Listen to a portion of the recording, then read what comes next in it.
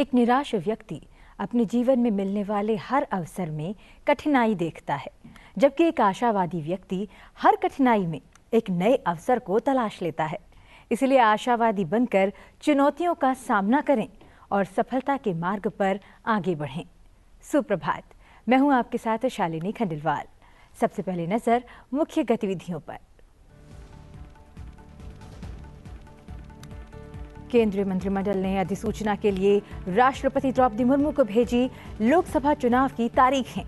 प्रधानमंत्री ने मंत्रियों से पहले 100 दिनों और नई सरकार के अगले 5 वर्षों के लिए रोड मैप का मसौदा तैयार करने को कहा।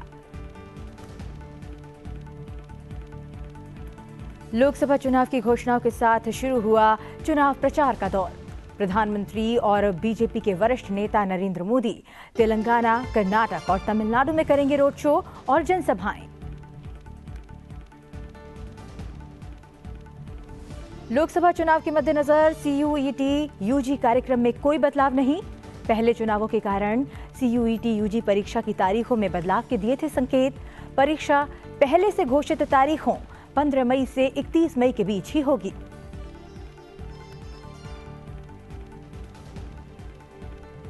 निर्वाचन आयोग ने अरुणाचल प्रदेश और सिक्किम विधानसभा चुनाव के लिए मतगणना की तारीखों में किया बदलाव। इन राज्यों में विधानसभा चुनाव की मतगणना अब 4 जून के स्थान पर 2 जून को होगी। जम्मू कश्मीर डीजीपी ने जम्मू कश्मीर में लोकसभा चुनाव में सभी को सुरक्षा मुहैया कराने और समान अवसर प्रदान करने का दिया आश्वासन। और 40 घंटे के ऑपरेशन में भारतीय नौसेना ने सोमाली समुद्री डाकुओं द्वारा अपहृत जहाज को किया जब्त। 35 सोमालियाई समुद्री डाकुओं को पकड़ने और 17 बंधकों को मुक्त कराने में भी पाई सफलता। सुप्रभात में अब बात विस्तार से। रविवार को केंद्रीय मंत्रिमंडल ने अधिसूचना के लिए राष्ट्रपति द्रौपदी मुर्मू को लोकसभा चुनाव की तारीखें भेजी। बैठक के दौरान प्रधानमंत्री नरेंद्र मोदी ने मंत्रियों से पहले 100 दिनों और नई सरकार के अगले 5 वर्षों के लिए रोड मैप का मसौदा तैयार करने के लिए कहा। रविवार सुबह कैबिनेट बैठक की अध्यक्षता करते हुए प्रधानमंत्री नरेंद्र मोदी ने उनसे अपनी अपनी मंत्रालयों के सचिवों और अन्य अधिकारियों से मिलकर चर्चा करने के लिए कहा कि पहले 100 दिनों और अगले 5 वर्षों के एजेंडे को बेहतर ढंग से कैसे लागू किया जा सकता है। ये बैठक चुनाव आयोग द्वारा लोकसभा चुनाव 2024 के कार्यक्रम की घोषणा के एक दिन बाद हुई।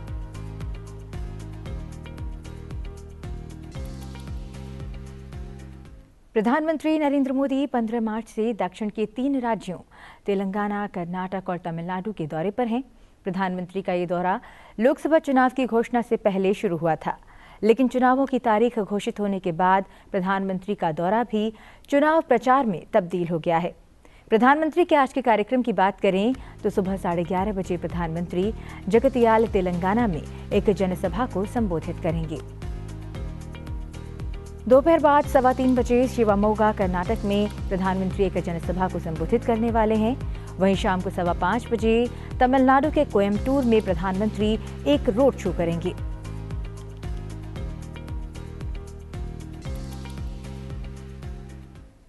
जम्मू कश्मीर के पुलिस महानिदेशक यानी डीजीपी आर स्वैन ने रविवार को कहा कि केंद्र शासित प्रदेश में आगामी लोकसभा चुनावों के दौरान सभी को एक सुरक्षित माहौल और समान अवसर प्रदान किया जाएगा। जम्मू कश्मीर में लोकसभा चुनाव 5 चरणों में होंगे। 19 अप्रैल को ऊधमपुर, 26 अप्रैल को जम्मू, 7 मई को अनंतनाग राजौरी, 13 मई को श्रीनगर और 20 मई को बारामूला में चुनाव होगा।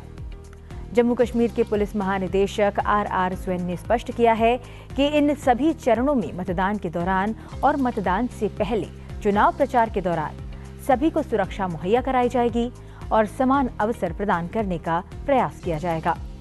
उन्होंने जोर देकर कहा कि सुरक्षा एजेंसियां जम्मू कश्मीर से आतंकवाद को पूरी तरह से खत्म करने से ज्यादा दूर नहीं हैं। उन्होंने सुरंगों के माध्यम से आतंकवादियों की घुसपैठ में मदद करने वाले या ड्रोन से गिराए गए हथियारों को उठाने में मदद करने वालों के खिलाफ कड़ी कार्रवाई करने के अपने संकल्प को दोहराया।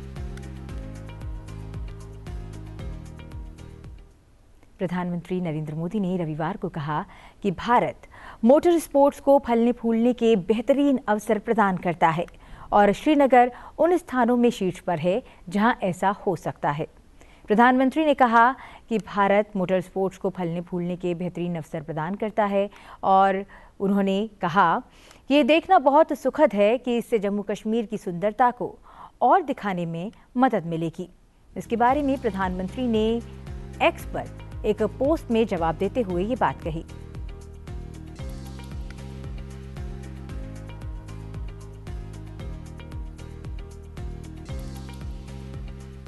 निर्वाचन आयोग ने अरुणाचल प्रदेश और सिक्किम विधानसभा चुनाव के लिए मतगणना की तारीख बदल दी है।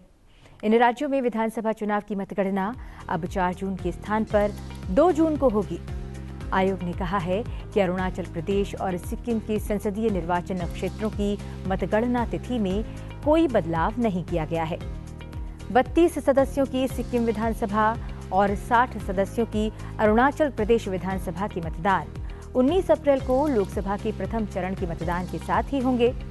175 सदस्यीय आंध्र प्रदेश का विधानसभा चुनाव 13 मई को एक ही चरण में होगा।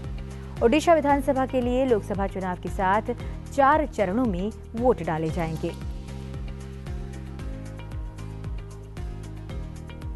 लोकसभा चुनाव के मद्देनजर CUET UG कार्यक्रम में कोई बदलाव नहीं किया गया है। UGC अध्यक्ष ने ये स्पष्ट किया है। विश्वविद्यालय अनुदान आयोग के प्रमुख ने अपने पहले के संकेतों से परे CUET UG परीक्षा तय समय पर ही होने की बात कही है। राष्ट्रीय परीक्षण एजेंसी यानी NTA CUET UG जैसा कि पहले घोषित किया गया था कि 15 मई से 31 मई के बीच परीक्षा का आयोजन करेगी। इस अवधि में 2 तारीखें 20 और 25 मई चुनाव की तारीखों के साथ ओवरलैप होती हैं। इससे पहले UGC प्रमुख ने इस महीने की शुरुआत में कहा था कि आने वाले लोकसभा चुनावों के कार्यक्रम के आधार पर परीक्षा की तारीखों में बदलाव हो सकता है।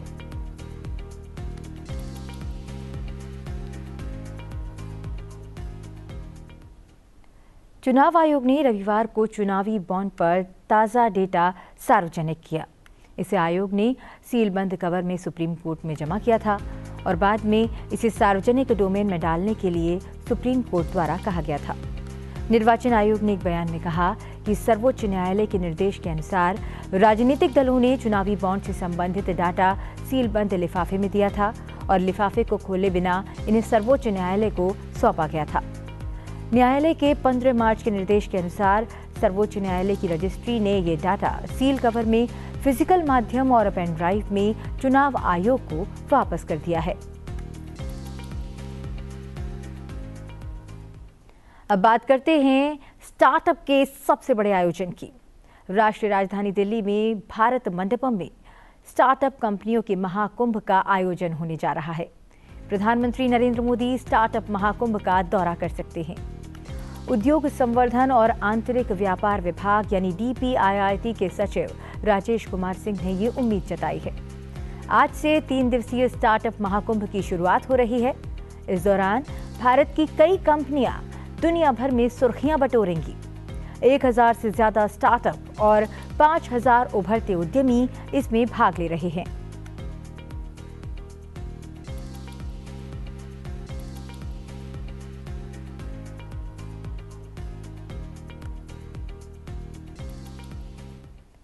चालीस घंटे के ऑपरेशन में भारतीय नौसेना ने सोमाली समुद्री डाकुओं द्वारा अपहृत जहाज को जब्त कर लिया है।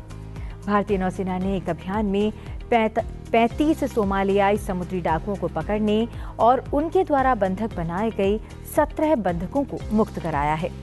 इसके बाद भारतीय नौसेना ने कहा कि ये कार्रवाई हिंद महासागर में शांति और स्थिरता को मजबूत करने और क्षेत्र में समुद्री डकैती के फिर से सिर उठाने को विफल करने के उसके संकल्प को दर्शाती है। नौसेना ने इस अभियान में भारतीय तट से लगभग 2600 किलोमीटर दूर पूर्व में माल्टा के ध्वजांकित व्यापारिक जहाज MV रुएन को जब्त कर लिया। इस अभियान के बारे में विशेषज्ञों ने कहा कि पिछले लगभग 7 वर्षों में सोमालिया के समुद्री डाकुओं से किसी जहाज को इस तरह से छुड़ाने का ये पहला अभियान है। नौसेना ने करीब 40 घंटे के अभियान के दौरान INS कोलकाता और INS सुभद्रा और सी गार्जियन ड्रोन को तैनात किया। अभियान के लिए C-17 विमान से विशिष्ट मार्कोस कमांडो को उतारा गया। नौसेना ने बताया कि MV रुएन का सोमालियाई डाकुओं ने 14 दिसंबर को अपहरण कर लिया था। और अब बात रूस से आ रही एक बड़ी खबर की। व्लादिमीर पुतिन ने लगभग 88% वोटों के साथ रूस के राष्ट्रपति चुनाव में धमाकेदार जीत दर्ज की है। एक न्यूज रिपोर्ट के मुताबिक रविवार को मतदान समाप्त होने के बाद पहले आधिकारिक नतीजों के अनुसार व्लादिमीर पुतिन ने 87.97% वोटों के साथ रूस का राष्ट्रपति चुनाव जीत लिया है। राष्ट्रपति के तौर पर ये उनका 5वां कार्यकाल होगा। रूस की सत्ता में व्लादिमीर पुतिन राष्ट्रपति और प्रधानमंत्री के रूप में 1999 से ही कायम हैं। बोरिस येल्त्सिन ने खराब स्वास्थ्य के चलते 1999 में रूस की सत्ता की बागडोर व्लादिमीर पुतिन को सौंपी थी। तब से पुतिन कोई चुनाव नहीं हारे हैं।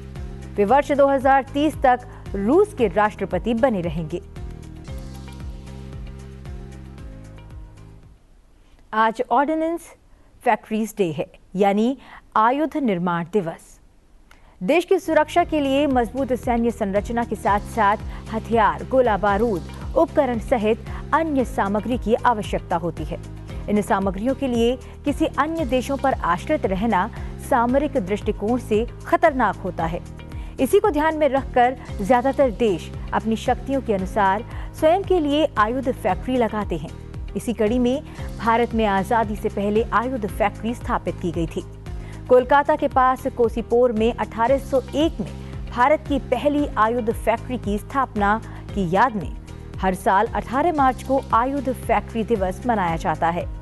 ये दिन देश की रक्षा को मजबूत करने में भारतीय आयुध कारखानों के योगदान का सम्मान करने के लिए मनाया जाता है।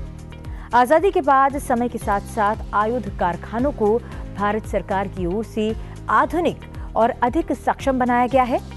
भारतीय आयुध कारखाना देश भर में 41 निर्माण इकाइयों का एक समूह है, जो भारतीय सशस्त्र बलों के लिए हथियार, गोला बारूद और अन्य उपकरणों के उत्पादन के लिए जिम्मेदार है। इन कारखानों में सशस्त्र बलों के लिए उच्च गुणवत्ता वाले हथियार और उपकरण तैयार किए जाते हैं। सुप्रभात में आज के लिए बस इतना ही।